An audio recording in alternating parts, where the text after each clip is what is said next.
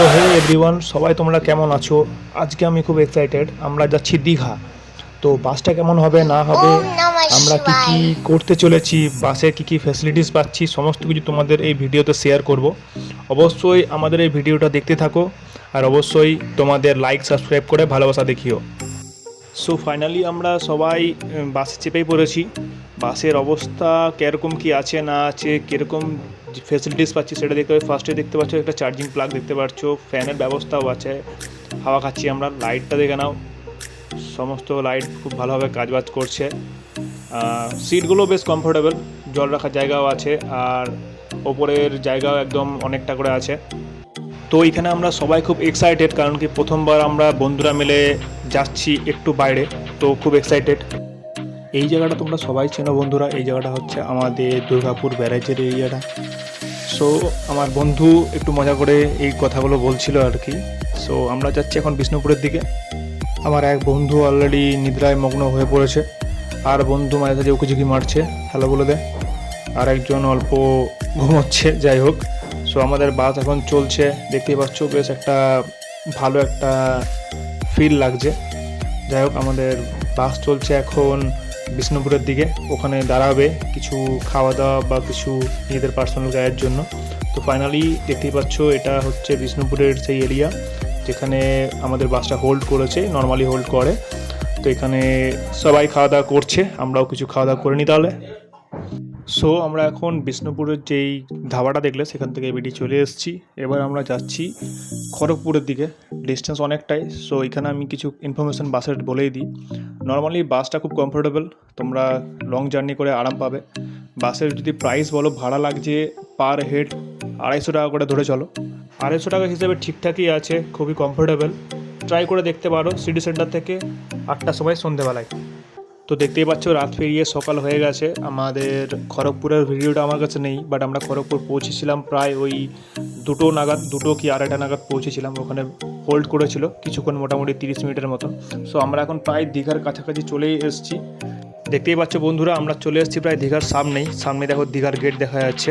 আমরা city centre থেকে journey শুরু করেছিলাম 8টার সময় সন্ধেবেলায়, আর আমরা আজ পৌঁছে যাচ্ছি তোমার 5টা থেকে 5:30টার মধ্যে দীঘায় পৌঁছে গেছি।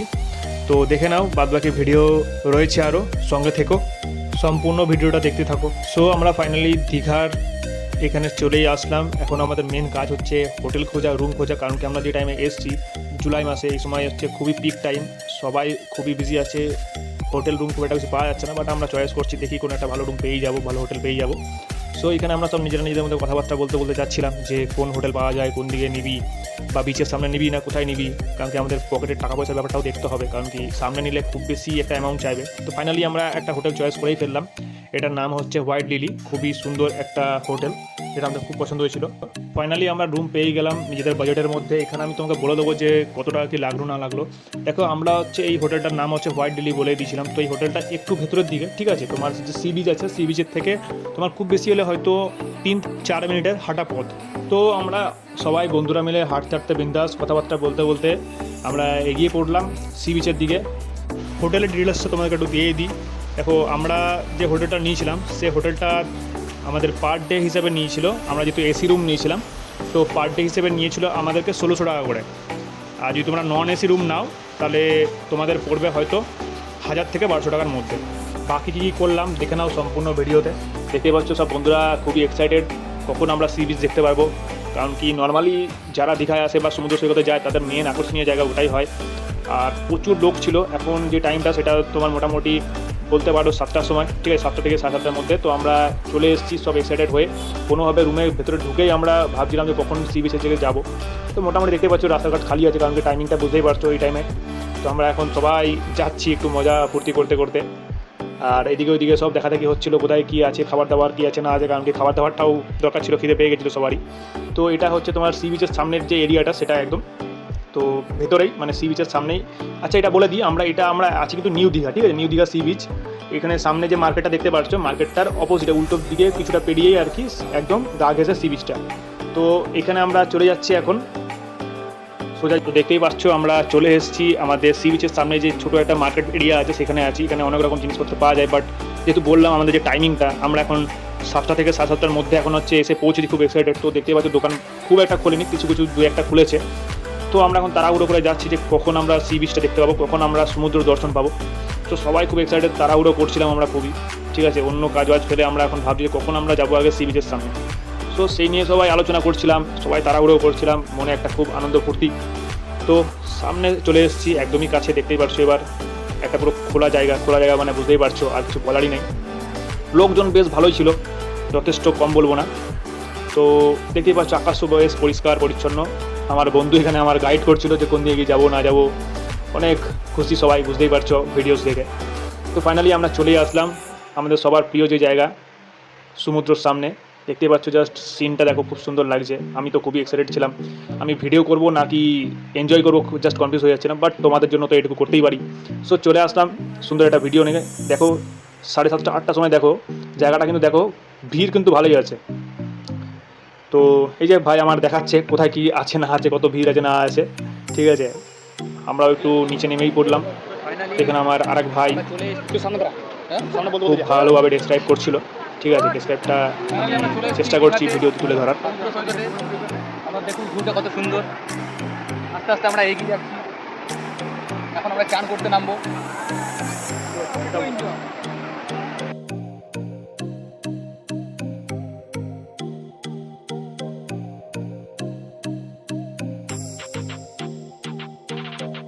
তো যাক, ফাইনালি আমরা নেমে পড়লাম সমুদ্রের বিচে, চলে এসেছি দীঘায়। দেখতে পাচ্ছ চারিদিকে এই ঘোড়া, এই সমস্ত কিছু, এই বোট, ঠিক আছে। বুঝতেই পারছো মানে এই টাইমে মানে একটা 8টা বাজে এখন, লোক দেখো প্রচুর লোক। তো সবাই অলরেডি স্নান করা শুরু করে দিচ্ছে, খুব এনজয় করছে, চারিদিকে অনেক লোক। তো কি বলবো কিছু খুঁজে না পেয়ে আমিও ভাবছি যে কখন আমি একটু যাবো। ওই জল আমাকে খুব টানছে। আমার বন্ধুরা দেখতে পাচ্ছ আমার আশেপাশে নেই, তারা অলরেডি স্নান করার দিকে এগিয়ে পড়েছে। আমি ভিডিওটা স্পেশালি তোমাদের জন্যই করছি, কারণ কি তোমরাও একটু দেখে নাও কত কী লাগতে পারে না লাগতে পারে, কীরকম কী এক্সপিরিয়েন্স হচ্ছে আমাদের। একটা মোটামুটি ব্যাচেলার যারা ছেলেমেয়েরা আছো তারা বাজেট হিসাবে, পকেট মানি হিসাবে নিয়ে যেতেই পারো। তো এই আর কি, চলো আর বেশি কথা না বলে একটু নর্মালি এনজয় করা হোক।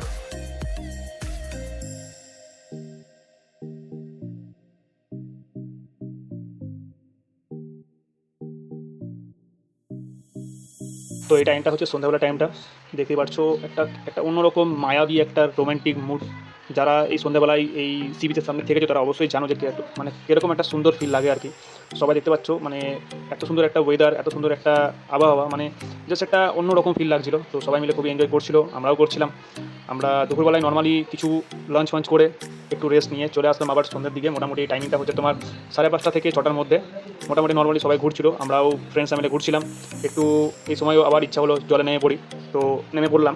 আমার সাথে আমার আরও দুটো বন্ধুরা ছিল।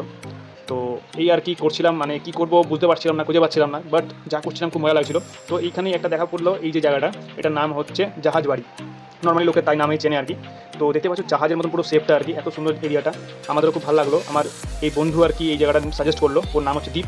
তো আমরা নর্মালি নেক্সট ডের জন্য আবার বেরিয়ে পড়লাম, হোটেল থেকে বেরোলাম। হোটেল থেকে বেরিয়ে পাশেই আমাদের একটা খুব ভালো রেস্টুরেন্ট ছিল, সেটার ব্যাপারে আমরা পরে জানতে পারলাম। একদম আমাদের হোয়াইট লিলির পাশেই গা ঘেঁষে একটা সুন্দর রেস্টুরেন্ট আছে, ওখানে আমরা যাচ্ছি এখন এই মুহূর্তে ভেতরের দিকে এন্ট্রি নিচ্ছি। তো নর্মালি আমরা কিছু খাওয়া দাওয়া করবো, তো সেটার জন্যই যাচ্ছি। আমরা চলে এলাম, ফাইনালি খাওয়া দাওয়া রেডি, আমরা একটু চিল করে নিলাম। তো আমরা আবার বেরিয়ে পড়বো আজকের যে মেন আকর্ষণীয় জায়গা, তোমরা সবাই জানো দীঘার জান বলতে পারো, উদয়পুর বিচ। তো আমরা এখন যাচ্ছি টোটোতে করে, লাগলো 4 জনের 100 টাকা। তো চলে আসলাম উদয়পুর বিচের সামনেই। আমাদের লেগেছিল আমাদের যেই মেন স্পট আর কি, ওখান থেকে মানে আমাদের হোটেল থেকে উদয়পুর আসার সময় লেগেছিল খুব বেশি হলে হয়তো 15 মিনিটের মতন। তো এখানে ঢুকতেই এরকম চারিদিকে এরকম নানা রকম জিনিসপত্রের দোকান। যদি কেউ টুকটাক জিনিসপত্র কেনাকাটি করতে চাও তো ইজিলি করতেই পারো। টাইমিংটা বলে দিই, টাইমিংটা হচ্ছে আমরা ঠিক প্রায় 10:30 থেকে 11টার সময় বেরিয়ে গেছিলাম। আকাশ পুরো পরিষ্কার, দেখতে পাচ্ছ বেশ কড়া রোদ ছিল। আমরা তো ভাবছিলাম যে আমরা নাইজেরিয়ান না হয়ে যাই। তো যাই হোক, সো বেরিয়ে পড়লাম আমাদের বিচের দিকে। এখানেও একটা খুব সুন্দর বিচ আছে, বলতে পারো না এটা এখন বলবো না, এটা একটু সাসপেন্সে থাকলো। এটাকে কি বলা হয় সেটাও আমি ভিডিওতে বলবো, ঠিক আছে। তো সবাই মিলে খুব তাড়াহুড়ো করে বেরোচ্ছিলাম। তো দেখো, থাকো আমাদের সঙ্গে, আরও বেশি মজার জিনিসপত্র দেখতেই পারবে, এক্সাইটেড হবে, ফিল করবে, ঠিক আছে। তো বেশি কথা না বলে চলো এগিয়ে যাই।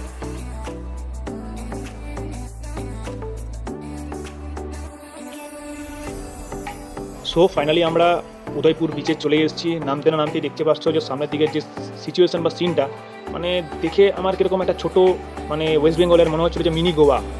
পুরো মিনি গোয়ার মতন ফিল পাচ্ছিলাম। মিনি গোয়া কেন বললাম, মানে কীরকম কী এখানে মানে এনজয়মেন্ট হয়, কেন আমি মিনি গোয়া বলছি, অনেকে যারা হচ্ছে উদয়পুর গেছো তারা এগ্রি হবে। তো যাই হোক, আমরা তাড়াতাড়ি করে নেমে যাচ্ছি। যে এত সুন্দর জায়গাটা কী, মানে এখানে সবাই যেভাবে এনজয় করছিল, মানে তাও আমি চেষ্টা করবো ভিডিওতে তুলে ধরার। তো এখন দেখতেই পাচ্ছ সামনে এরিয়াটা আমার খুব সুন্দর লাগলো, মানে চারিদিকে পুরো কালার, মানে এত সুন্দর কালার, এদিকে আকাশের নীল কালার, এদিকে এত সুন্দর এখানে এই তাঁবুগুলোর কালার, মানে দারুণ লাগছিলো, এক কথায় দারুণ লাগছিলো। মানে এবার এখানে মেন ব্যাপারটা হচ্ছে কি, এখানে সবাই হচ্ছে যে যেরকমভাবে এনজয় করতে চায়, স্ন্যাক্স ড্রিঙ্কস যে যেরকমভাবে নিতে চায়, তো এখানে দেখতেই পাচ্ছ ছোটো ছোটো দোকান আছে, তো দোকানের সামনে গিয়ে ভিজিট করতে পারো, তারা অটোমেটিক নিজেরাই সমস্ত কিছু প্যাকেজ বলে দেবে কত কি টাকা লাগছে না লাগছে। মোটামুটি বলতে পারি যে যদি তোমরা এনজয় করতে চাও, মোটামুটি এক একজন মোটামুটি ধরে রাখো, যদি হচ্ছে তোমরা খুব ভালোভাবে এনজয় করতে চাও, 500 থেকে 800 টাকার মধ্যে এক একজন ধরে রাখো, সমস্ত রকম খাওয়া দাওয়া মিলিয়ে। এখানে ড্রিঙ্কস থেকে শুরু করে তোমার মাছ, কাঁকড়া, নানা রকম সামুদ্রিক আরও অনেক রকম মাছ, যেগুলো আমরা দেখিও নি ভালো করে। তো চলো দেখে নাও একটা ছোটো ক্লিপস এনজয়ের, আমরাও ততক্ষণ একটু হয়ে যাই চিল আর এনজয় করি।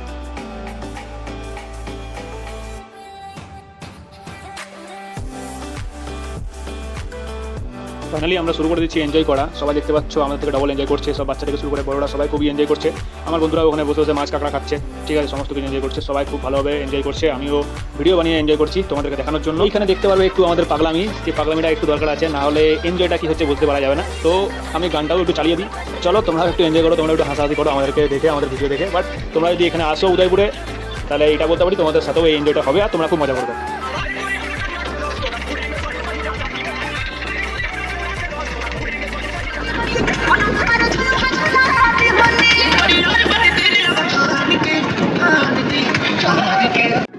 তো ফাইনালি উদয়পুরে খুব এনজয় করার পরে আমরা এবার হোটেলের দিকে রওনা দিতে হবে, কারণ কি মোটামুটি প্রায় 4:30-5টা হয়ে গেছিলো, বুঝতে পারবো না এখানে থাকলে কতক্ষণে। তো কিছু ফটোগ্রাফ কিছু শ্যুট দেখে নিই। তো আমরা মেনলি এই ভিডিওটা হচ্ছে আমার নেক্সট দিনের, মানে যেদিন আমরা উদয়পুরে ছিলাম সেদিন আর বিকালবেলাতে সেরকম বেরোয়নি, আর বেরোলেও সেরকমভাবে ভিডিও করতে পারিনি, কারণ কি আমাদের একটু শরীরটা খারাপ হয়ে গেছিলো, তো সেরকমভাবে আর বেরোনোর সুযোগ পাইনি, খুব তাড়াতাড়ি আমরা শুয়ে পড়েছিলাম। তো এখন হচ্ছে নেক্সট ডেটা, মানে 3 নম্বর দিন, এই আজকে আমাদের দীঘা থেকে চলে যাওয়ার টাইম। তো একটু মনটা খারাপ লাগছে, বাট যেহেতু একটু সবার জন্য এসেছি, তোমাদের কাছেও ভিডিওটা শেয়ার করছি, তো সেই হিসাবে আমি এখন মোটামুটি এখন বাজে তোমার 5টা কি 5:30 সকালবেলা, নেক্সট ডে, ঠিক আছে, মানে উদয়পুরের পরের দিনের। তো আমি বেরিয়ে পড়ছিলাম সকালবেলায়, রাস্তায় একা একাই বেরিয়েছি, কারণ কি বন্ধুরা আমার এখন ঘুমোচ্ছে, ইচ্ছা হচ্ছিলো একটু সূর্য উদয় দেখবো আর একটু সকালবেলার ফ্রেশ হাওয়া নেবো, যেটা আমার খুবই ভালো লাগে। আর যখন সামনে বিচ আছে, তো সেখানে কেন যাবো না, এই অফারটা কী করে মিস করবো। তো আমি যখন বেরিয়ে পড়লাম, দেখতেই পাচ্ছ রাস্তাটা পুরো খালি, এখন প্রায় 5টা থেকে 5:30 বাজছে, দেখতেই পাচ্ছ পুরো খালি রাস্তা, স্বাভাবিক এই টাইমটাতে আর কতবার লোকজন থাকবে। তো নর্মালি আমি এগিয়ে পড়লাম একা একাই হাঁটতে হাঁটতে, আর একটু রেস্ট, একটু রিল্যাক্সের জন্য, কারণ কি যেটা মেন আকর্ষণীয় সেটাকে লাস্ট একবার বাড়ি যাওয়ার আগে একবার দেখেই যাই, কারণ কি সমুদ্র আমার খুবই প্রিয়। কমেন্টে জানিও কারা কারা সমুদ্র খুব ভালোবাসো। তো যাই হোক, আমিও এগিয়ে পড়লাম একা একাই। তো ফাইনালি চলে আসলাম আমার প্রিয় সেই জায়গা, সমুদ্র বিচ। আজকে ঢেউটা খুব সুন্দর ছিল, সকালবেলা হাওয়াটাও খুব মিষ্টি দিচ্ছিল। এখনও দেখতে পারবে যে মোটামুটি ভালোই লোকজন ছিল, ঠিক আছে, লোকজন নেই পড়াটা কখনোই ভুল, কারণ কি সমুদ্রের সামনে লোকজন থাকবে না এটা হতে পারে না। সো আমরা মোটামুটি 10টার সময় বাসে চেপে পড়লাম। এই আমাদের সেই বাস, আমাদের বাসের নাম হচ্ছে ইসিকা ট্রেডার্স। আমরা স্লিপারও নিয়েছিলাম, এই যে আমার বন্ধু ওখানে কিছুক্ষণ আগে বেরোবে, সে খুব টায়ার্ড ছিল, একটু শরীরটা খারাপ হয়ে গেছিলো, আমি নিচ থেকে ভিডিওটা করে নিয়েছিলাম। তো যাই হোক, আমরা একটা জায়গাতে হোল্ড করেছিলাম, সেটা তোমার খড়গপুরের কাছেই, এই জাস্ট কিছুক্ষণ হোল্ড করে তারপরে আমরা ডাইরেক্ট চলে আসলাম দুর্গাপুর। তো ভিডিওটা যদি সবার ভালো লাগে নিশ্চয়ই লাইক করো, সাবস্ক্রাইব করো, টাটা।